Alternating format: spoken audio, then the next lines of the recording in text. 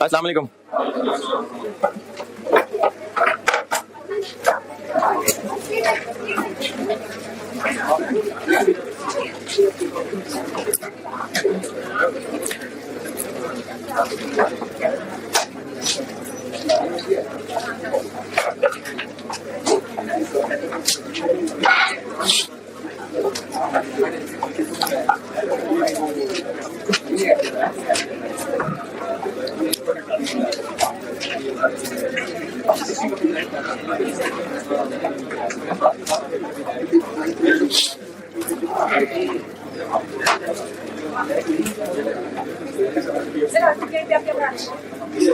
क्या पढ़ा रहा था? हाँ।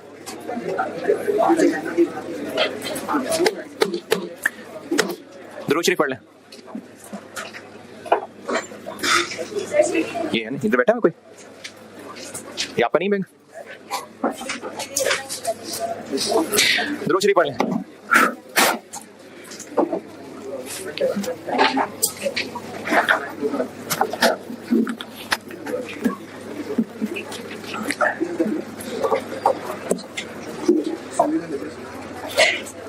ये पंखा बंद कर दो बेटे।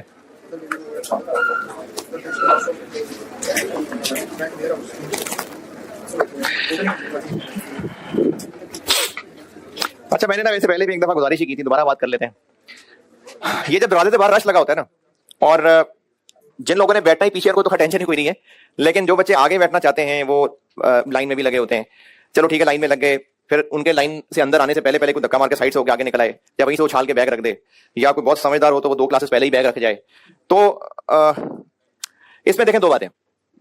एक तो ये है कि जो जहां बैठ रहा है, चलो कि जी आगे बैठना है, इस एंगल से सही बोर्ड नजर आता है, पीछे नींद आने लगती है, या दोस्तों के साथ बैठना है, कोई भी रीजन हो सकते हैं। आप लड़ झगड़ के धक्के दे के सीट मल ली आपने, या फिर कोई मुलाजिम था आपका जिसने लड़ मर के आगे जगह रखी और आपके लिए वो सीट रख के बैठ गया। अब आप सेठ साहब जो है वो आराम से आएंगे बाद में, और वो जो मुलाजिम था आपका वो आपके लिए धक्के खा रहा है, वो लड़ भी रहा है, लड़ाइयां भी मोल ले रहा है, और फिर आप आराम से आए और अपनी सीट जो है वो आपने टेकअप कर ली। तो वो मुलाजिम जो है वो सुरखरू हो गया कि मैंने बॉस के लिए ना सीट रखी थी। तो जिस मकसद से बैठ रहे हैं, आपके पास गारंटी नहीं है कि मकसद पूरा हो जाएगा। जैसे अगर आप मिसाल के तौर पे दूसरी रो के अंदर आप आना चाहते हैं और आपको लगता है कि यहां पर बैठेंगे तो ज्यादा सही समझ आएगा, अब आप वहां बैठने के लिए लड़ झगड़ के किसी भी तरह से सॉर्ट ऑफ नाइंसाफी करके पहुंच गए, क्या गारंटी है कि आपको वहां बैठ के सही समझ आ जाएगा? है कोई हो सकता है आपने अपनी फैमिली में ऐसा देखा, हो सकता है, जरूरी नहीं हर जगह ऐसा हो, लेकिन मैंने तो अपने घर के अंदर भी ये चीज ऑब्जर्व की है, एक से ज्यादा लोगों में, उसके अलावा और भी लोगों को जानता हूं। जिन बहन भाइयों में कोई एक बहुत ज्यादा कंप्रोमाइजिंग होता है ना, बहुत ज्यादा सेक्रीफाइसिंग होता है, इन द एंड उसको ज्यादा बेहतर मिलता है। और बज़ाहिर लग रहा होता है कि उसके बहन भाई से लड़ झगड़ के अच्छी चीज ले गए हैं, लेकिन उसको अल्टीमेटली बेहतर मिल जाता है। और अगर बेहतर नहीं भी मिलता तो उसके माँ बाप की एक्स्ट्रा केयर मिल जाती है।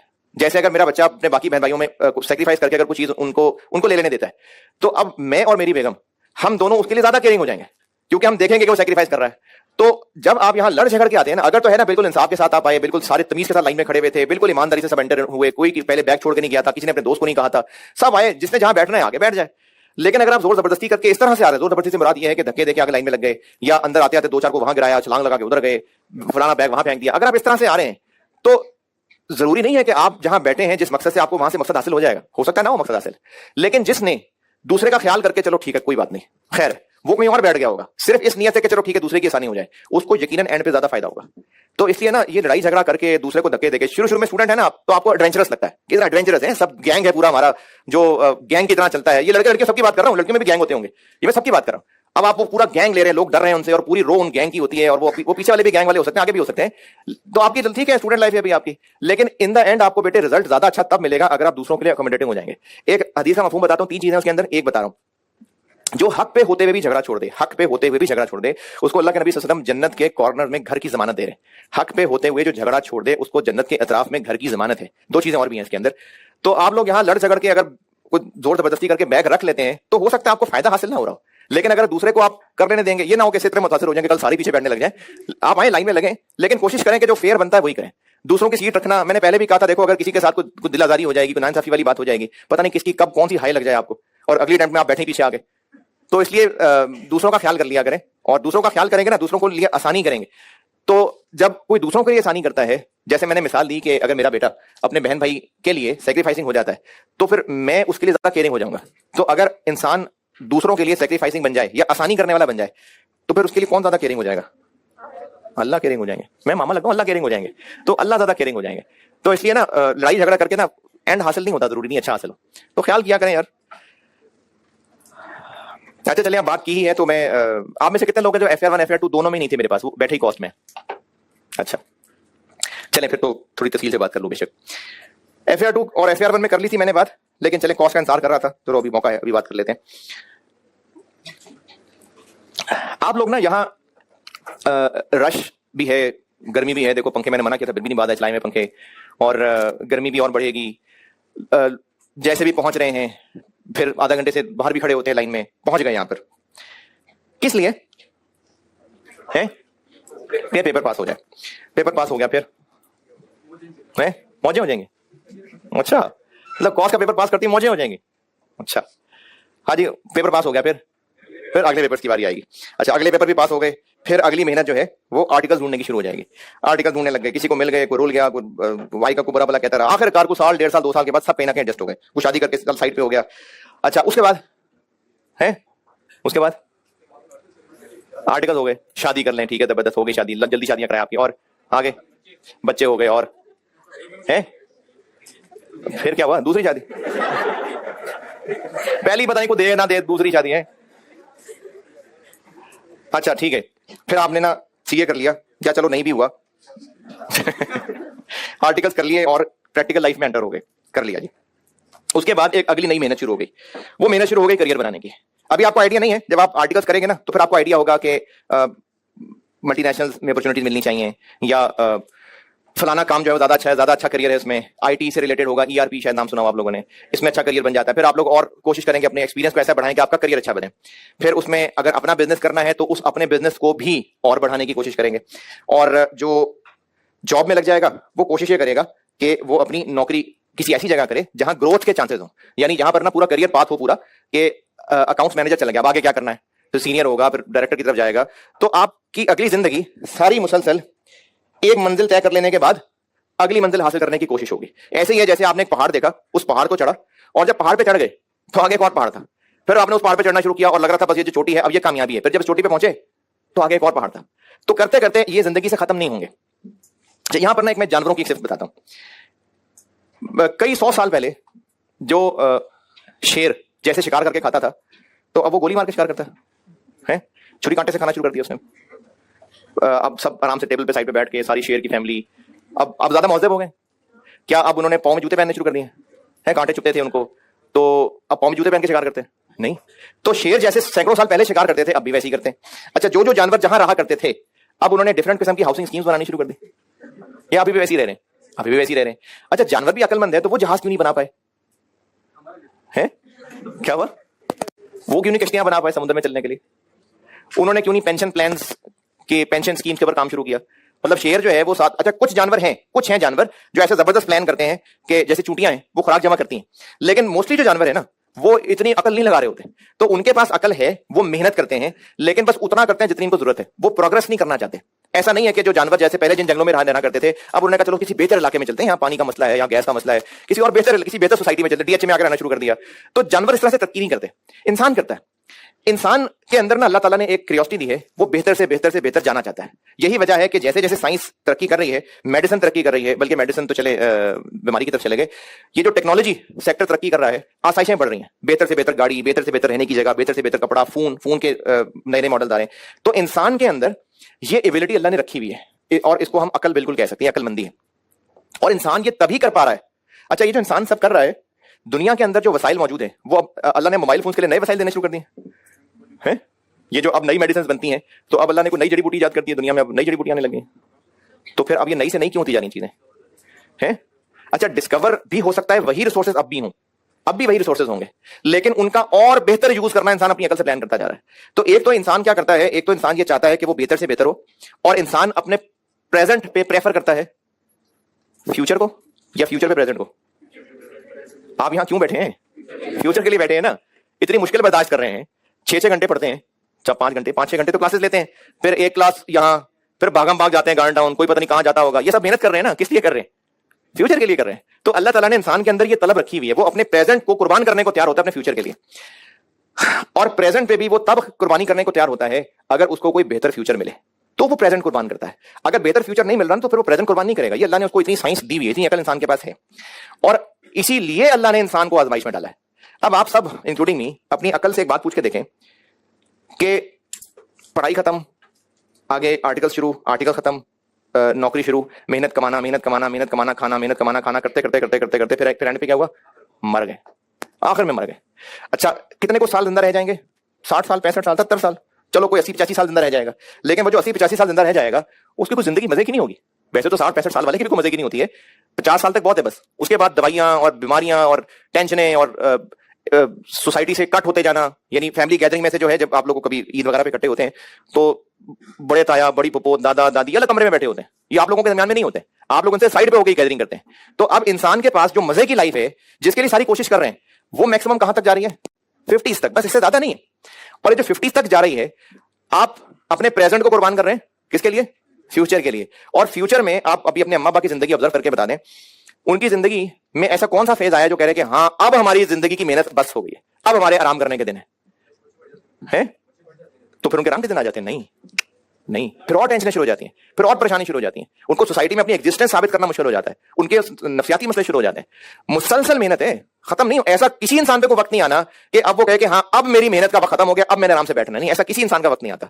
तो हम लोग अपना प्रेजेंट कुर्बान किए जा रहे हैं उस फ्यूचर के लिए जो पता नहीं आ ही नहीं रहा, और आके खत्म भी हो जाएगा, पता भी नहीं चलेगा, और उसके बाद पता चलेगा कि टाइम खत्म हो गया। और जैसे आप पेपर देने बैठे एग्जाम हॉल के अंदर, 3.25 घंटे मिले आपको। अब वो 3.25 घंटे के अंदर आप अच्छा पढ़ लें, अच्छा पेपर सॉल्व कर लें, बुरा पेपर सॉल्व कर लें, एंड क्या होगा? 3.25 घंटे खत्म हो जाएंगे। अब आपने वो 3.25 घंटे जब गुजार लिए, तो अब आप दोबारा पेपर वापस नहीं मांग सकते। हो गया जो होना था, या तो पास हो जाएंगे या फेल हो जाएंगे। लेकिन फेल हो गए तो फिर अगला चांस मिल जाएगा। अगर दुनिया से मर के चले गए ना, तो फिर दोबारा चांस नहीं मिलना है।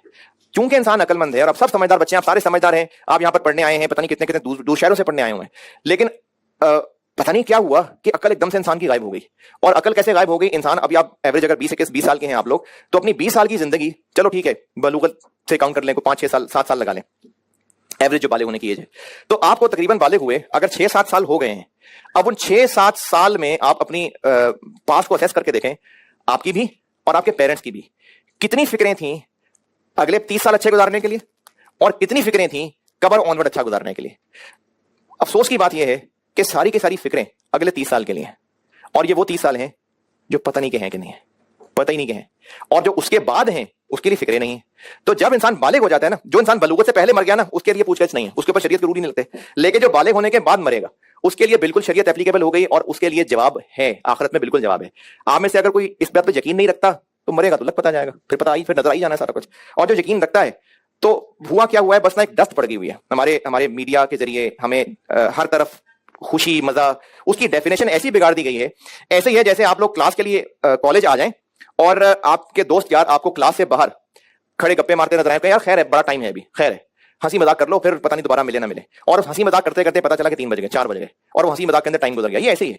तो इस वक्त हम अपने खुशी और मजे को इतना गलत डिफाइन कर चुके कि उससे हमारी डायरेक्शन खराब हो गई। अब हम इस हंसी मजे खुशी के लिए ये समझ ही नहीं पा रहे कि कहीं हम हराम रिलेशन में तो नहीं एंगेज हो गए, कहीं हम ऐसी एक्टिविटीज में तो नहीं एंगेज हो गए सिर्फ मजे के लिए कि खैर है, जवानी है, मजा कर लो, उसके बाद पता नहीं, उसके बाद तो अपनी लाइफ में सेटल हो जाना है। कहीं पर कुछ गड़बड़ तो नहीं हो रही? कहीं जो वालिदैन हैं वो रिसोर्सेज इकट्ठा करने के लिए हलाल हराम की बाउंड्री तो नहीं क्रॉस कर गए? कहीं पर कुछ ऐसी चीजें तो मामला तो नहीं खराब हो गए जिसका आखिर में जवाब होना तो हमारे पास होना नहीं था? तो इस फिक्र को ठीक करके जिंदगी गुजारना, ये जिंदगी है। और अगर इस फिक्र को छोड़ के जिंदगी गुजारनी है तो ये जहालत है। तो इसलिए मेरा आपको काम कॉस पढ़ाना है, मैंने इंशाल्लाह आपको कॉस पढ़ानी है। लेकिन बेटे मेरी ना एक जिम्मेदारी है अल्लाह की तरफ से लगाई गई, जो कि हर मुसलमान की जिम्मेदारी है, कि मैंने आपको झंझोड़ना भी है। क्योंकि मैं आपसे बड़ा हूं ना, मैंने आपसे ज्यादा दुनिया देखी है, और जिस प्रोफेशन में आप आके कहीं पहुंचना चाह रहे हैं, मैं वहां ऑलरेडी टॉप पे पहुंच चुका हूं। तो इसलिए मैं जहां से देख रहा हूं, मुझे आप लोगों की डायरेक्शन में बहुत सारी गड़बड़ें नजर आती हैं। इसका मतलब यह है कि मैं गारंटीड परफेक्ट इंसान बन चुका नहीं, मैं भी सीखने वालों में हूं। मैं बहुत गुनाहों घिरा हुआ इंसान, फिर माफी मांगे, फिर आगे बढ़ना। लेकिन यह कि अल्लाह ताला ने एक मेहरबानी ये की कि एक एहसास हो गया कि जी सबको झंझोड़ना है। और मैं दुनिया में अकेला नहीं हूं, अल्लाह बहुत सारे लोगों से काम ले रहे हैं, मुख्तलिफ सेक्टर में मुख्तलिफ लोगों से काम ले रहे हैं। हमारे टीचिंग प्रोफेशन के अंदर कई लोगों से अल्लाह काम ले रहे हैं। तो मैं इंशाल्लाह आपको कॉस्ट तो पढ़ाऊंगा। आप आए हैं ज़ाहिर है कॉस्ट की तारीफ सुन के ही पढ़ने आए होंगे, तो कॉस्ट तो इंशाल्लाह पढ़ाऊंगा, अच्छा पढ़ाने की कोशिश करूंगा। लेकिन इसके अलावा एंड ऑब्जेक्टिव ये है कि जब आप यहां से जाएं तो आपके अंदर मैं किसी तरह से ना कोई आखिरत की फिक्र कर पाया हूं, किसी तरह से झंझोड़ पाया हूं कि अल्लाह को यानी हमारे खालिक को और हमारी दुनिया में आने के मकसद को किसी तरह से थोड़ा बहुत भी पहचान करा पाऊं। उसके बाद जिसके अंदर जितना स्पार्क होगा वो क्लिक कर जाएगा और फिर बहुत आगे निकल जाएगा। जिसके अंदर नहीं होगा अल्लाह को फिर मौका दे देंगे।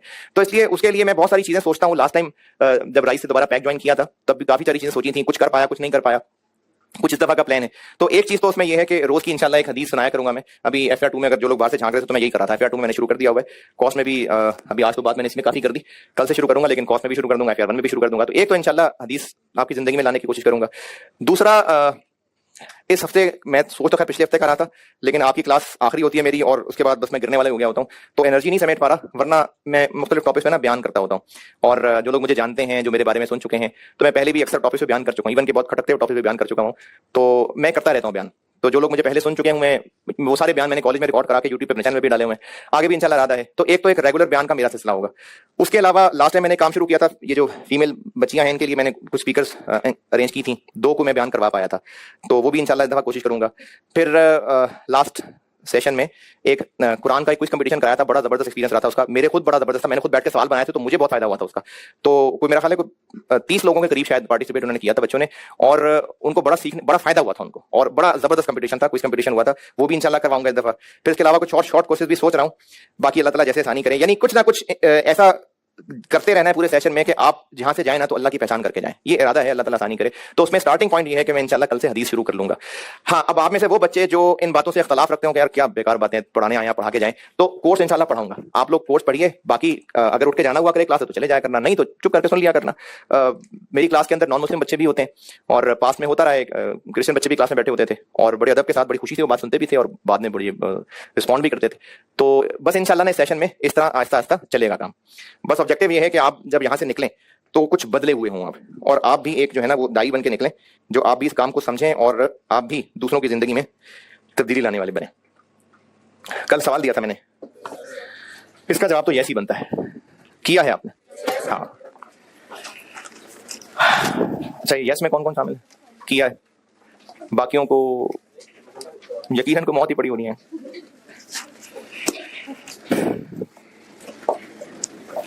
इलस्ट्रेशन 8 कही थी मैंने, इसमें चलें जो शर्मा शर्मी नहीं पूछ सकते होंगे मैं सारा ही रिव्यू कर देता हूं।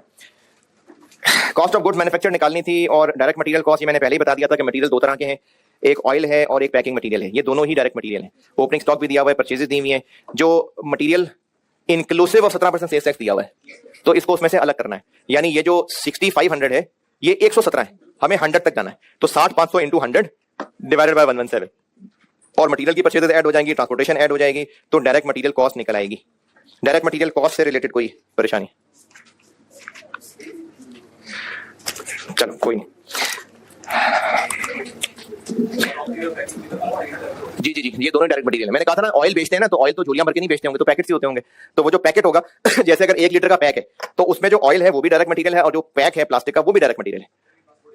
ये तो परचेज कॉस्ट में ऐड होती है ना, किधर कौन है, ये तो परचेज में ऐड होता है ना, कॉस्ट ऑफ परचेज निकालते हुए परचेज प्राइस, ट्रांसपोर्टेशन, ड्यूटीज ये ऐड नहीं करते, तो परचेजेस में ऐड हो गई। नहीं हैदराबाद कोई नहीं, अलग से लिस्ट दी हुई है तो ऐड करना ही होगा। डिटेल्स ऑफ परचेजेस है, अलग से आ रहा है तो करना ही होगा ऐड अभी। सैलरीज एंड वेजेस, अच्छा जो फैक्ट्री के वर्कर्स होते हैं ना, जो प्रोडक्शन वर्कर होते हैं, उनको वेजेस ही दे रहे होते हैं, लेकिन अकाउंटेंट ने इनका कंबाइंड अकाउंट बना लिया होगा, इसलिए सैलरीज एंड वेजेस। हमें कॉस्ट ऑफ गुड्स मैन्युफैक्चर्ड निकालने के लिए कहां के लोगों की सैलरीज वेजेस चाहिए? फैक्ट्री के। तो इसका उन्होंने ब्रेकअप ये बताया कि 60% जो इसका है ना वो फैक्ट्री से रिलेटेड है, और 40% है वो एडमिन से रिलेटेड है, तो हमारा काम है ये। फिर आगे बढ़िए, इसका ब्रेकअप ये बताया कि इसमें से 70% डायरेक्ट है और 30% इनडायरेक्ट है, तो एक तो हमें चाहिए ही सिर्फ ये, तो 2500 का 60%। अब 2500 के 60% का 70 डायरेक्ट लेबर, 30 एफओएच, और रेंट फैक्ट्री का, अब इसी रेंट का ब्रेकअप दिया हुआ है, जो फैक्ट्री का रेंट है वो भी एफओएच का हिस्सा है। फिर जो रॉ मटेरियल और पैकिंग मटेरियल, इसके वेयर हाउस के खर्चे हैं वो भी फैक्ट्री के अंदर काउंट होंगे, तो इसलिए 2000 रेंट आएगा, और 500 में से 50 और 10 60% रेंट आएगा, बाकी 40% वो फिनिश गुड्स का है, और जो उसके अलावा 200 दिया हुआ है वो तो वैसे ही मार्केट्स का रेंट। तो फैक्ट्री के अंदर 2000 आएगा और 500 का 60% आएगा, और बाकी अदर वेरिएबल, फिक्स्ड, इन सब का ब्रेकअप आगे बताया हुआ है। इसमें आप बताइए, किसी ने कुछ पूछना है तो? जिन्होंने किया है, जिन्होंने भी सवाल किया है, उन्होंने कुछ पूछना है तो पूछें। अच्छा जी, चलिए कुछ नहीं पूछना। ये जब ये प्रोडक्ट बेचते होंगे तो किसी सुपरमार्केट के अंदर ना इन्होंने एक शेल्फ किराए पे लिया होगा। जैसे कोई बहुत बड़ा सा स्टोर होता है ना, तो उसमें मुख्तलिफ कंपनीज के प्रोडक्ट्स पड़े होते हैं, तो इन्होंने उस मार्केट में एक जगह किराए पे ली होगी। तो ये तो चीजें बेचने के रखने के लिए किराए की जगह है, तो ये तो फैक्ट्री का खर्चा नहीं है। इलस्ट्रेशन 7 ये होमवर्क है, करके आइएगा। इलस्ट्रेशन 7 ये होमवर्क है, करके आइएगा। चले, कॉस्ट की बातें हो गई बहुत, अब आते हैं एनआरवी पे। कॉस्ट काफी है, एनआरवी।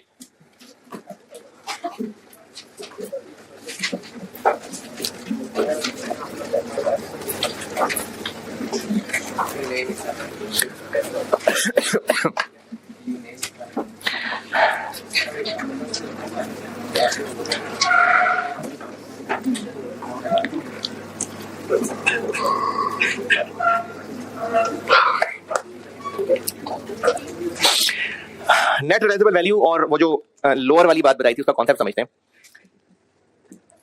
ईयर एंड पे 50 यूनिट्स स्टॉक में पड़े हुए हैं,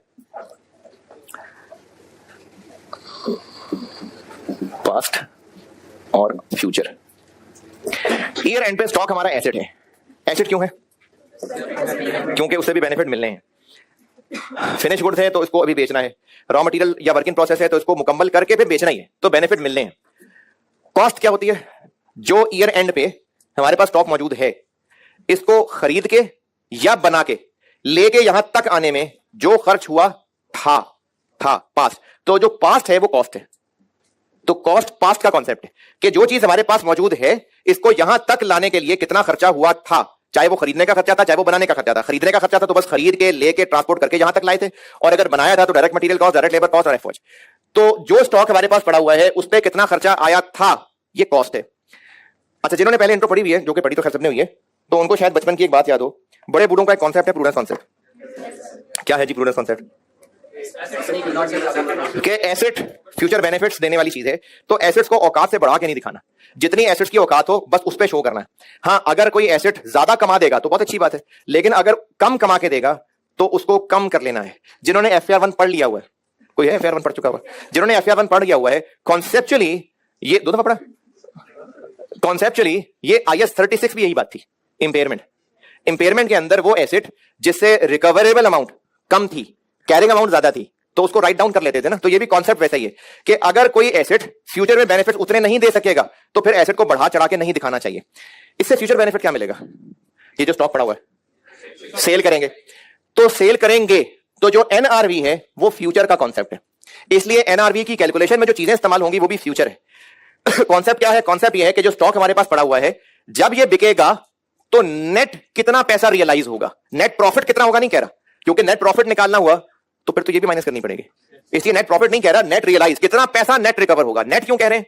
बस जितने का बेचेंगे उतने का ही होगा, है नेट क्यों? क्योंकि हो सकता है बेचते हुए कुछ और खर्चा भी हो। तो फ्यूचर क्या है कि जब इससे बेनिफिट मिलेगा तो नेट कितना पैसा मिलेगा, उसको कहते हैं एनआरवी, नेट रियलाइजेबल वैल्यू। तो अगर तो इस एसेट पे खर्चा आया था 100 और उम्मीद है कि इससे 125 रुपए का बेनिफिट मिल जाएगा, तो ये एसेट हमारा बिल्कुल औकात में है और बेफिक्र होकर इसको हम बैलेंस शीट में कितने पे दिखाएंगे? 100, क्योंकि हमारा एसेट तो है ही 100 का, कॉस्ट तो 100 ही है। लेकिन अगर एनआरवी 75 है तो फिर हम इसको बढ़ा चढ़ा के नहीं दिखाएंगे, फिर एसओएफपी में 75 का शो होगा। नींद आ रही है?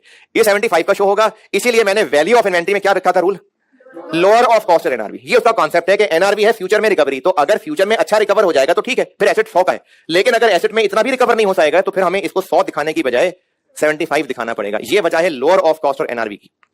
एनआरवी कैलकुलेट कैसे होगी? एनआरवी कैलकुलेट होती है फ्यूचर की एक्सपेक्टेड सेल प्राइस कह लें, सेल वैल्यू कह लें, इसमें से माइनस। अगर बेचना है तो हो सकता है बिल्कुल बेचने की कंडीशन में हो, और यह भी हो सकता है कि अभी खराब हो, इसको ठीक करके बेचना हो, तो वो भी खर्चा अभी होना है, कॉस्ट टू रिपेयर। और अगर वर्क इन प्रोसेस है तो अभी इसको कंप्लीट करना पड़ेगा। ठीक है, इतने का बेच देंगे, लेकिन बेचते हुए कुछ और सेलिंग खर्चे भी करने पड़ सकते हैं, उसको कहते हैं एक्सपेक्टेड कॉस्ट टू सेल। इस एक्सपेक्टेड कॉस्ट टू सेल की मिसाल आप रख लें कमीशन, डिलीवरी चार्जेस। इसका जो नेट आंसर आता है उसको कहते हैं एनआरवी। जितने का बेचेंगे माइनस अगर रिपेयर करना है, ठीक करना है, मुकम्मल करना है तो क्या खर्चा होगा, और बेचने जाएंगे तो मजीद क्या खर्चे होंगे। ये सारी चीजें वो हैं जो अभी होनी है। इनमें से कुछ भी वो चीज नहीं है जो हो चुकी हुई है, क्योंकि जो हो चुकी हुई है वो तो कॉस्ट है। तो एनआरवी सब फ्यूचर बेस्ड है। तो एनआरवी होता है कि नेट कितना फायदा मिलेगा।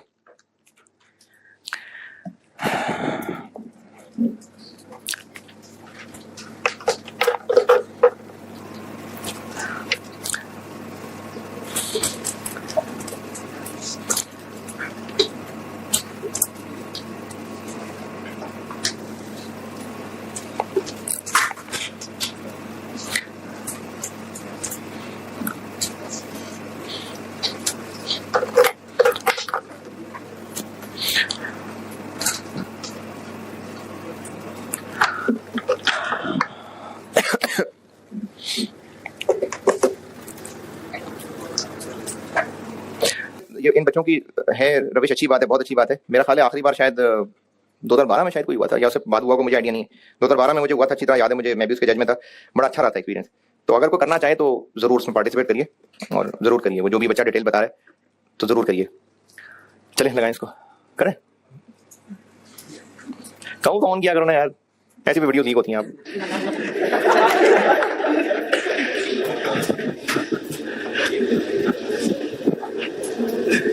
अरे मैंने मिटा दिया, लिख लिया था, ये लिख लिया था अगर लिखना था तो।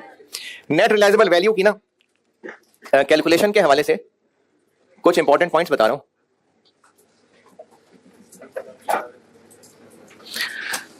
अच्छा, अब ना ऐसा है कि ये जब मेहनत करके बुक बनाई ली है तो 2 चैप्टर्स तो मैं पढ़ाऊंगा ही यहीं से। उसके अलावा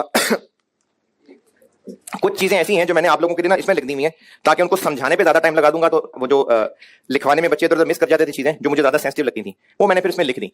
तो उसको फिर मैं समझाने के लिए मिसालें बोर्ड पे दूंगा, वो आप जरूर नोट करना, लेकिन लिखा मैंने उनको वहां पर हुआ है तो वहां से पढ़ा दूंगा। पेज 2 पे आए, मैंने ना एनआरवी के हवाले से कुछ नोट्स लिखे हुए हैं। एंड के करीब है, पेज के एंड के करीब है, नोट्स लिखे हैं मैंने कुछ एनआरवी के लिए। ये मैं आपको समझाता हूं मिसालों के साथ, और फिर अंग्रेजी पढ़ लीजिएगा। जो जो कहूंगा तब पढ़िएगा भी नहीं। और उसकी जो मिसालें बोर्ड पे दे रहा हूंगा वो भी अच्छा है अगर आप रजिस्टर पे लिख लें तो। हाँ, एक चीज और लिख लेना कि आईकैप की ना बुक से कुछ चीजें जो याद करने वाली होती हैं, एडवांटेज डिसएडवांटेज हो गए, लिमिटेशंस हो गई, फैक्टर्स, कंसिडरेशन, इस तरह की चीजें। तो वो इस दफा मैंने ये किया कि पहले आईकैप की बुक से मार्क करवाता था, तो मैंने वो पोर्शन भी सिलेक्ट करके बुक में डाल दिया। तो कुछ चीजें हैं जो एज इट इज, रट्टा नहीं मैं कह रहा, बस याद कर लें, अपने अल्फाज में लिख सकें बहुत है। तो इस तरह की चीजें भी साथ बताया करूंगा। और उसके अलावा कुछ और कॉन्सेप्चुअल चीजें हैं वो थ्योरेटिकली पूछी जा सकती हैं। लास्ट टाइम भी इस तरह से सवाल पूछे गए थे, वो खैर जब जैसे जैसे पास पेपर की प्रैक्टिस होगी तब तब सामने आएगी बात।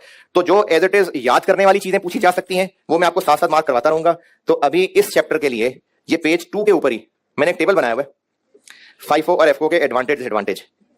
ये करने हैं आपने याद, रट्टा लगाने की जरूरत नहीं है, बस इतनी कोई अंग्रेजी आपकी हो जिसमें आप अपनी बात समझा सकें तो वो काफी है। इस चैप्टर में से ये याद करने वाली बात दोबारा सुन लें।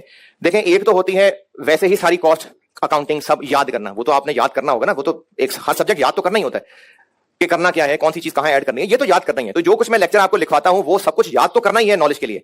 उसके अलावा भी कुछ ऐसी चीजें हैं जो थ्योरेटिकली सवाल में पूछी जा सकती हैं, discuss, explain, describe, 3 number, 4 number, 5 number, इस तरह की चीजें अंग्रेजी में लिखनी पड़ेंगी आपको। अब वो भी 2 तरह की चीजें, एक वो है जिसमें सिर्फ आपका कॉन्सेप्ट पूछा होगा, जैसे हमने आगे एक चीज पढ़नी है इन्वेंट्री मैनेजमेंट, बहुत सबसे आखिर के करीब ही पढ़ाऊंगा मैं इन्वेंट्री मैनेजमेंट है। अच्छा, लेकिन इस दफा सबसे मुश्किल सवाल उसी का था। हाँ जी, सबसे मुश्किल सवाल था इसका दफा। तो इन्वेंट्री मैनेजमेंट का एक चैप्टर है, उसमें कुछ लेवल्स होते हैं, रीऑर्डर लेवल, उस पर पूछा जा सकता है कि डिस्कस कर देंगे क्या है। उसके लिए रट्टे की जरूरत नहीं, आपको कॉन्सेप्ट आता है लिख लेंगे। तो कुछ चीजें हैं जो कॉन्सेप्ट के ऊपर बेस करके पूछी होती हैं, वेरिएंस के ऊपर सवाल लास्ट में भी एक थ्योरी का आया था, पढ़ाऊंगा वेरिएंस, पता लगेगा। और कुछ चीजें हैं जो किताब से याद की होंगी तो ज्यादा अच्छा हो जाएगा, जैसे मैंने कहा अजम्पशंस, लिमिटेशंस, इस तरह की चीजें। तो ये मैं चीजें ना साथ साथ आपको मार्क करवा दिया करूंगा। तो इस चैप्टर इन्वेंट्री वैल्यूएशन में से रट्टे वाली चीज याद करने वाली एक ही काफी है, और वो पेज 2 के ऊपर FIFO और FO के एडवांटेजेस और डिसएडवांटेजेस हैं। ये बात आप लिखें, क्योंकि सेशन एंड तक बार बार पूछते रहेंगे, बल्कि खासतौर पे अगस्त में जाके पूछेंगे, ग्रुप में पूछ रहे होंगे यार सर ने थ्योरी वाली क्या चीजें बताई थी, तो मैं साथ साथ बताया करूंगा हर चैप्टर में। तो वो आप बेशक उस चैप्टर के शुरू में लिख लिया करना, हर चैप्टर के शुरू में लिख लिया करोगे ना तो एक जगह चीजें इकट्ठी हो जाएंगी, आसान हो जाएंगी ढूंढनी। तो इस चैप्टर में से, चैप्टर 1 के शुरू में ही लिख लें बेशक, इस चैप्टर में से जो थ्योरी वाली चीज मैं आपको याद करने को कह रहा हूं वो पेज 2 के ऊपर FIFO और FO के एडवांटेजेस और डिसएडवांटेजेस हैं। चैप्टर के शुरू में बेशक लिख लिया करें ना, उससे आपको फायदा जो होगा कि जब चैप्टर स्टार्ट करेंगे तो पता चल जाएगा इसमें से क्या क्या याद करना था। तो इस चैप्टर में पेज 2 पे एडवांटेजेस और डिसएडवांटेजेस है, ये मैंने आईकैप की बुक से छापे हुए हैं। तो ये टेबल एक बनाया हुआ है, ये याद कर लीजिएगा। है क्या, मैं आपको इसकी समरी बता देता हूं ताकि अगर आप इसको अपने अल्फाज में लिखना चाहें क्योंकि पता नहीं जिंदगी में कब दोबारा पढ़े ना पढ़े। फाइफो के एडवांटेजेस बताता हूं मैं, पेज 2 पे हूं मैं। फाइफो के एडवांटेजेस। अच्छा, जब को पैसे खर्च करने होते हैं और अगर बटवे में प्रोवाइडर के एक से ज्यादा नोट हैं तो पहले कौन सा नोट देंगे? छोटा नोट, बड़ा नहीं, पुराना वाला ना, कंदर की कमीन की होती है, पुराना। तो ये सब ना करते हैं कि पहले पुराना गंदा मैला फटा हुआ ना पहले वो निकालते हैं, नए नोट संभाल के रखते हैं, हालांकि नए भी उतनी वर्थ का होता है। तो ये एक फितरती चीज है। तो पहले पॉइंट में लिखा हुआ है कि नॉर्मल गुड्स की मूवमेंट यही होती है, पुरानी चीजें पहले बेची जाती हैं। तो फाइफो एक बिल्कुल रियलिस्टिक मेथड है, क्योंकि ये बिल्कुल जो नेचुरल फ्लो है चीजों का वो बता रहा होता है। फाइफो में क्या होता है? पुराने वाले पहले बेच देते हैं, नए वाले बचे होते हैं। तो पहले बुलेट पॉइंट का मतलब ये है कि ये जो नॉर्मल फिजिकल मूवमेंट है ये उसके साथ कहीं मिलता जुलता मेथड है, असल में भी ऐसे ही हो रहा होता है। दूसरा बुलेट पॉइंट पढ़ के समझ आ जाएगा, ठीक है। तीसरा समझाता हूं। रिप्लेसमेंट कॉस्ट कहते हैं कि अब खरीदेंगे तो कितने का मिलेगा। रिप्लेसमेंट कॉस्ट का मतलब होता है कि करंटली परचेज प्राइस क्या चल रही है, कि अब खरीदेंगे तो कितने का मिलेगा, इसको रिप्लेसमेंट कॉस्ट कहते हैं। रिप्लेसमेंट कॉस्ट होती है कि अब कोई चीज खरीदेंगे तो कितने की मिलेगी, इसको रिप्लेसमेंट कॉस्ट कहते हैं। तो तीसरा बुलेट पॉइंट ये है कि जो फाइफो में क्लोजिंग स्टॉक की वैल्यू आ रही होगी, फाइफो में, अच्छा ये ना ये मुझे ना पहले एनआरबी की हेडिंग से पहले ही बात करनी चाहिए थी, चलो खैर है कोई बात नहीं। एक दो चीजें और थ्योरेटिकली बता भी देता हूं फिर मैं ये डिस्कस करता हूं। तो एनआरबी की हेडिंग से पहले कह लेता तो अच्छा था, चलो ठीक है, हो गया गलती। तीसरा बुलेट पॉइंट का मतलब है कि फाइफो में क्लोजिंग स्टॉक की कॉस्ट कौन से रेट लगे होंगे? फाइफो क्लोजिंग स्टॉक जो लेटेस्ट चल रहे हैं, तो वो ये कह रहे हैं कि जो फाइफो का क्लोजिंग स्टॉक होगा ना वो लेटेस्ट प्राइसेस के करीब करीब ही होगा। तो बस ठीक है, ये एडवांटेज है। तो ये 3 पॉइंट हैं और इसके सामने एफको के एडवांटेजेस। पहला बुलेट पॉइंट आ जाएगा, पढ़ के समझ। एडवांटेजेस में सामने एफको वाला पहला पॉइंट आएगा, पढ़ के समझ। अगर पढ़ रहे हैं है जी, तो डिफरेंट प्राइसेस होती हैं, लेकिन एफको क्या करता है उन सबको एवरेज एक में कन्वर्ट कर देता है, तो ठीक है, आसानी हो जाती है।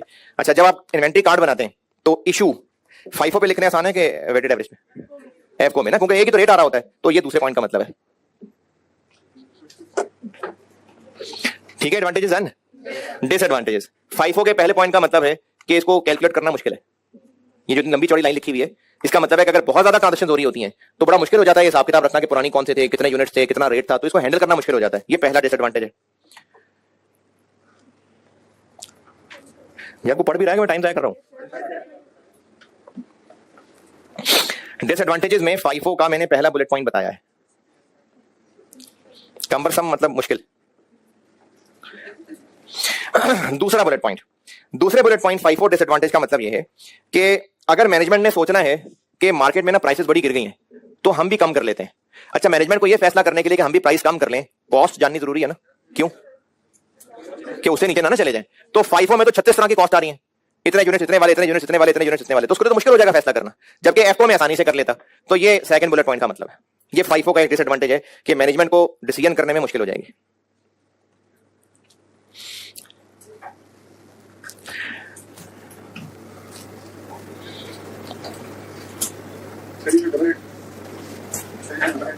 ये पढ़नी है अभी हमने, डबल एंट्रीज पढ़नी है। मैं आपको एनआरबी पढ़ा के ना इसकी एग्जाम प्रैक्टिस कल करा लूं, इस सवाल बोर्ड पे करा दूंगा, एक होमवर्क दे दूंगा, उसके बाद फिर एंट्रीज की प्रैक्टिस करेंगे। हाँ जी, second bullet point. Okay, third bullet point का मतलब ये है कि फाइफो के अंदर कॉस्ट ऑफ सेल्स पुराने रेट आ रहे होंगे कि नए? फाइफो में cost of sales, cost of sales, closing stock नया बचा होगा, कॉस्ट ऑफ सेल्स तो पुराने आ रहे होंगे। तो मार्केट में चीजें हो गई होंगी महंगी, जबकि कॉस्ट ऑफ सेल्स हम सस्ती देख देख के खुश हो रहे होंगे। ये मतलब है थर्ड बुलेट पॉइंट का। दोबारा, हमने फाइफो के अंदर कॉस्ट ऑफ सेल्स पुराने रेट वाले इशू कराए थे, तो कॉस्ट ऑफ सेल कम आई होगी, प्रॉफिट ज्यादा आया होगा। जबकि आजकल महंगाई हो गई है और इन्वेंट्री अब वो महंगे रेट वाली आ रही है, तो हम लोग कॉस्ट ऑफ सेल्स पुराने रेट पे दिखा के समझ रहे होंगे कि हमने बड़ा अच्छा प्रॉफिट कमाया, जबकि अब तो चीजें महंगी हो गई होंगी। तो इसलिए ये जो इश्यूज हैं ये सस्ते रेट पे आ रही होंगी और मार्केट में रेट बहुत ज्यादा चल रहा होगा। ये थर्ड बुलेट पॉइंट का मतलब है। अच्छा, ये ना पॉसिबल डिसएडवांटेजेस हैं, अगर आपको किसी पॉइंट पे दिल मुतमईन नहीं हो रहा तो ना सही, बस पॉसिबल डिसएडवांटेजेस हैं। एफको का डिसएडवांटेज ये है कि हम जिस रेट के ऊपर उस आइटम को स्टॉक में दिखा रहे होंगे या जिस रेट के ऊपर उसको इशू रिकॉर्ड कर रहे होंगे वो उसका एक्चुअल रेट तो नहीं होगा। क्यों? वो तो एवरेज होगा। ये लिखा हुआ है पहले बुलेट पॉइंट में एफको पे। ये एफको का पहला डिसएडवांटेज। और दूसरा डिसएडवांटेज ये है कि जो एफको का क्लोजिंग स्टॉक होगा वो करंट मार्केट प्राइस से कम चल रहा होगा, यानी जो मार्केट रेट इस वक्त चल रहा है एफको का क्लोजिंग स्टॉक उससे कम शो हो रहा होगा। क्यों कम शो हो रहा होगा? क्योंकि एवरेज जो हुआ होगा। तो ये चीजें हैं, ये आप याद कर लीजिए, ये आपसे टेस्ट हो सकती हैं। अच्छा, इसके अलावा ना एक दो पॉइंट मैं खुद से लिखवा रहा हूं, ये भी याद कर लेना, रजिस्टर पे लिख लें। एक दो पॉइंट्स और हैं कॉस्ट के हवाले से। ये एनआरवी से पहले मुझे बताना चाहिए था, लेकिन वो एनआरवी की हेडिंग दे दी मैंने, तो खैर है, अभी अभी बेशक डब्बा बना के लिख लें, या पीछे जगह एनआरवी से पहले तो वहां लिख लें, बेशक एनआरवी की हेडिंग से पीछे जगह बेशक तो वहां लिख लें, क्योंकि कॉस्ट से रिलेटेड बातें। तो अगर एनआरवी की हेडिंग से पहले जगह है तो लिख लें, अगर नहीं तो कोई इतना बड़ा मसला नहीं है, अब आगे कहीं भी लिख लें। कितना आ जाएगा? आधा पेज शायद लगी जाए, आपके लिखने पे डिपेंड करता है। ये जो इलस्ट्रेशन 2 सॉल्व की थी, बोर्ड पे की थी मैंने, इसमें फाइफो पीरियोडिक और एफको पीरियोडिक, इसके क्लोजिंग स्टॉक का आंसर बताइएगा। 70 और एफको का 6115। अच्छा, और इसी तरह से फाइफो परपेचुअल का बताइएगा। 68 और एफको परपेचुअल। सही। अच्छा, अब अगर कंपैरिजन करना है ना तो इसका कंपैरिजन नहीं हो सकता, यानी अगर फाइफो और एफको को कंपेयर करना है तो इसको कंपेयर नहीं करना, वो और सिस्टम है, और सिस्टम है। कंपेयर अगर करना भी है तो इसको इससे, इसको इससे। फर्क क्यों आ रहा है? फाइफो और एफको में फर्क क्यों है? अच्छा, मैंने ये पूछा है कि अगर हमने फाइफो और एफको को कंपेयर करना हो तो इन दोनों को कंपेयर करना है और इन दोनों को कंपेयर करना है। इस फाइफो को इस एफको से कंपैरिजन नहीं बनता, क्योंकि वो और सिस्टम है, और सिस्टम है। तो फाइफो और एफको का आंसर फर्क क्यों आ रहा है? क्योंकि मेथड फर्क है, क्योंकि मेथड फर्क है तो आंसर फर्क ही आएगा। अच्छा, इस सवाल के अंदर ऐसा क्या खास था कि फाइफो का आंसर एवरेज वाले से ज्यादा आ रहा है? इस सवाल में ऐसा क्या हुआ कि फाइफो का आंसर एफको से ज्यादा आया? क्या हमेशा ज्यादा ही आएगा? हमेशा ज्यादा आएगा एफको। अगर प्राइसेस बढ़ रही थी ना तो फाइफो का क्लोजिंग स्टॉक ज्यादा महंगा आ रहा है। क्यों? क्योंकि फाइफो का क्लोजिंग स्टॉक लेटेस्ट प्राइसेस पे आ रहा होता है, जबकि एफको एवरेज पे आ रहा होता है। तो इसको हम एक कंक्लूजन लिख सकते हैं, लिखें, इन case of rising prices, in case of rising prices, in case of rising prices, cost of, in case of rising prices, cost of FIFO closing stock, cost of FIFO closing stock is higher than,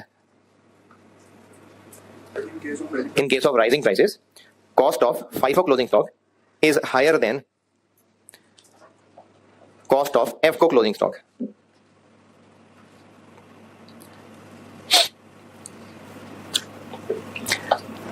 लेकिन ये बात है इन case of rising prices, और एक बात understood हो जाएगी कि अगर कम हो रही है तो ये उलट हो जाएगा। ये भी लिखना है अगर तो लिख लें कि इन केस ऑफ फॉलिंग प्राइसेस ये उलट हो जाएगा, एंड वाइस वर्सा लिख लें, चलें।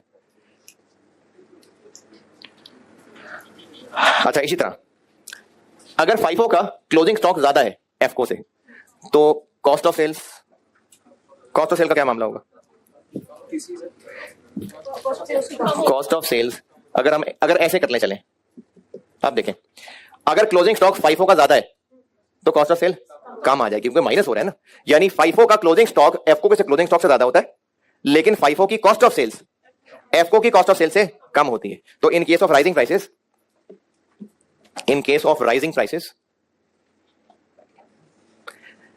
इन case of rising prices, FIFO cost of sale, FIFO cost of sales is lower than FCO cost of sales.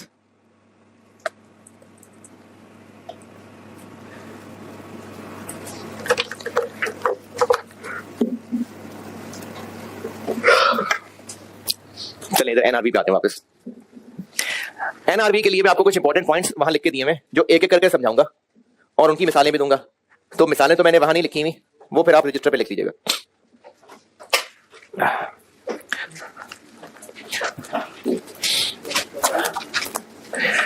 ये मैं यहां आ गया वापस।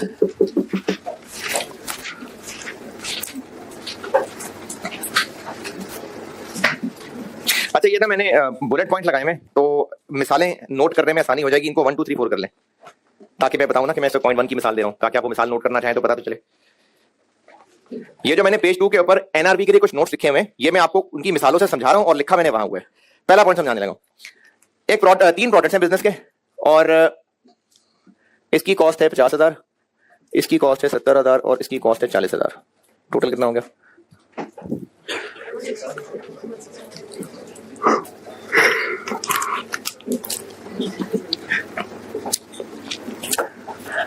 अच्छा, कॉस्ट और एनआरबी में से लोअर क्यों यूज करनी है? कि एसेट को बढ़ा चढ़ा के नहीं बताना। अगर एनआरबी ज्यादा है तो बहुत अच्छी बात है, लेकिन अगर एनआरबी कम है तो एसेट को फिर कम कर देना है।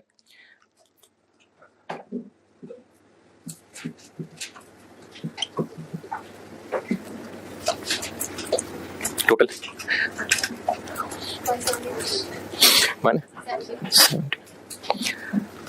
ये बिजनेस एसओएफपी में क्लोजिंग स्टॉक कितना शो करेगा? एक बिजनेस के 3 प्रोडक्ट्स हैं, ये इनकी कॉस्ट है, ये इनकी एनआरबी है, तो ये बिजनेस एसओएफपी में क्लोजिंग स्टॉक कितना शो करेगा? 147। इनको नहीं कंपेयर करेंगे? क्यों? इनको कंपेयर कर दिया ना अगर, तो वो जो एनआरबी और कॉस्ट में से लोअर के पीछे साइंस थी वो मिस हो जाएगी। अब यहां पर प्रोडक्ट बी बहुत अच्छा है, तो अगर हमने एक 70 और एक 60 को कंपेयर कर दिया तो प्रोडक्ट बी की अच्छाई में इन दोनों की खामियां छुप जाएगी। ये नहीं सही है। तो हमें एनआरबी कॉस्ट का कंपैरिजन ग्रैंड टोटल पे नहीं करना, हमें एनआरबी कॉस्ट का कंपैरिजन हर प्रोडक्ट का अलग अलग करना होगा। तो इसका सही जो आंसर बनेगा वैल्यू का 48, 70 और 37। ये मैंने उन नोट्स में से पॉइंट 1 समझा दिया आपको। ये जो मैंने बातें लिखी है ना, उनमें से पॉइंट 1 आपको समझा दिया।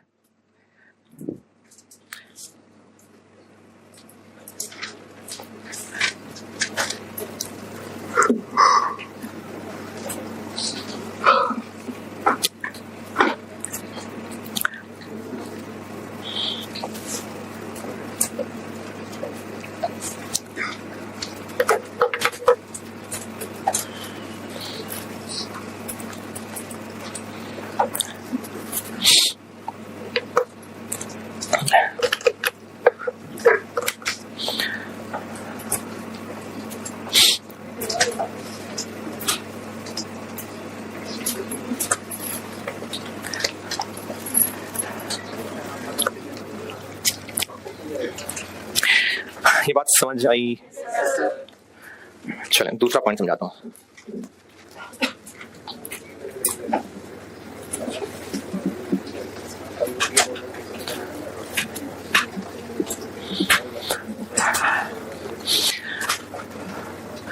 प्रोडक्ट ए के 700 यूनिट्स हैं, तो और सब एक जैसे हैं क्योंकि प्रोडक्ट ए है, यानी कहने 700 पैकेट पड़े हैं।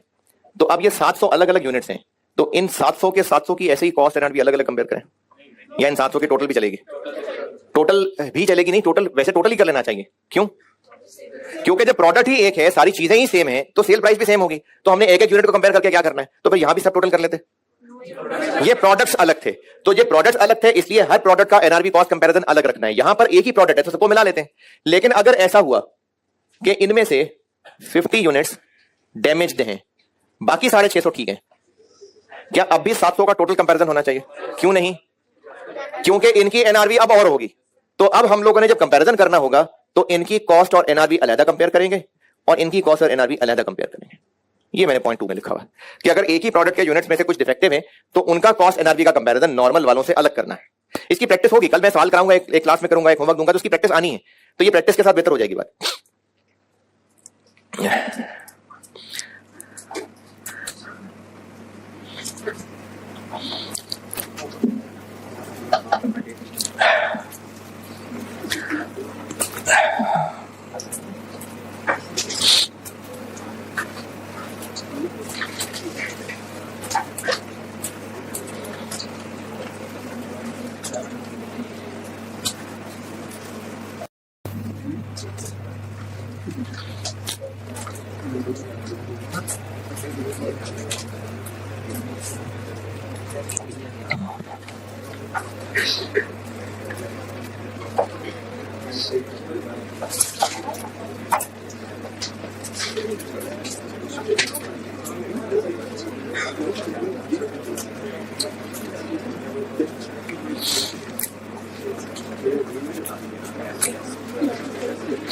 हाँ जी, पॉइंट 2 ओके। अच्छा, पॉइंट 2 अभी अधूरा है और बताता हूं।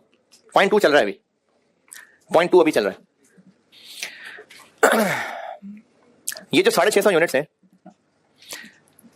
इनकी एनआरवी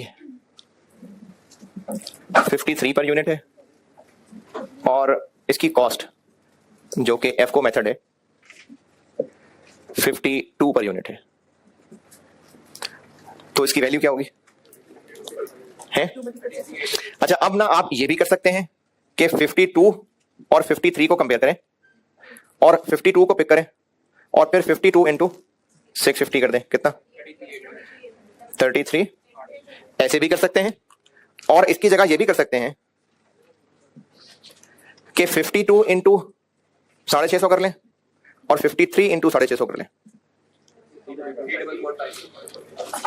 33,800 और 344। अब कौन सा लोअर है? ये भी यही है। तो दोनों सही है ना? क्यों दोनों क्यों सही है? इफेक्ट एक्चुअली एक ही बात हो रही है, लोअर लेके फिर मल्टीप्लाई कर लें या मल्टीप्लाई करके लोअर ले लें। ये बात सही है, जिसमें आसानी हो। इसमें आसानी है, ये कर लें। 650 यूनिट्स है, एनआरवी 53 है, कॉस्ट 5 मेथड है और इन 650 में से 410 यूनिट्स 50 वाले हैं और कितने रह गए? 240 यूनिट्स 55 वाले हैं। अब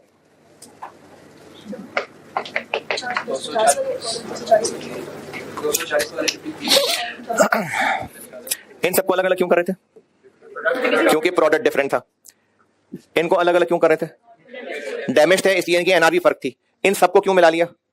क्योंकि सब एक जैसे थे, सबकी सेल वैल्यू सेम थी। अब यहां पर मैंने कोई डैमेज तो नहीं किया, ये तो सब एक जैसे हैं। सब एक जैसे हैं तभी तो सबकी एनआरवी भी 53 है।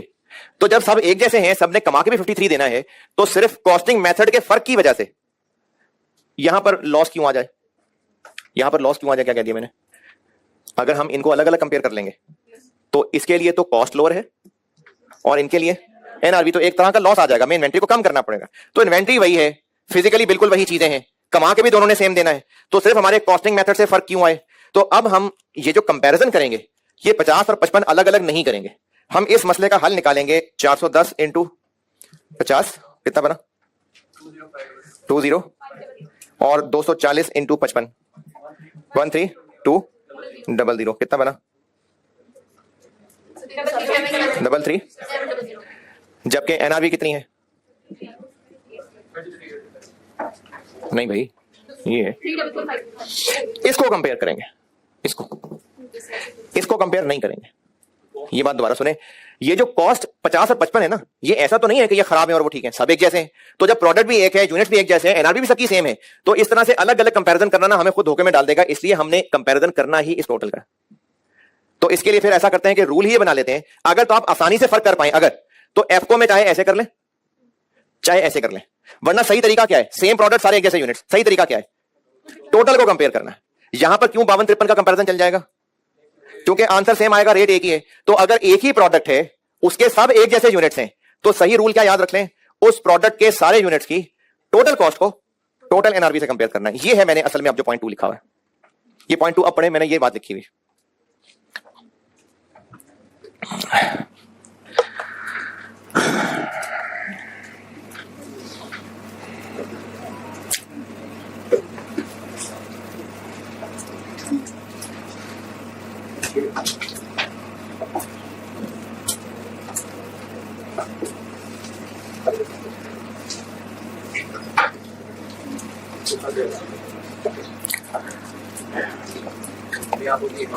है खुद एक बार पढ़ दूं क्यों? अगर सिंगल प्रोडक्ट है तो हम उसके यूनिट्स की टोटल कॉस्ट को टोटल एनआरवी से कंपेयर करेंगे। ये लिखा हुआ 2 पढ़ने को कहा था, पॉइंट 2 कहां है पढ़ने को? हाँ जी, बस हो गया कि 2 पॉइंट और पढ़ा दूं?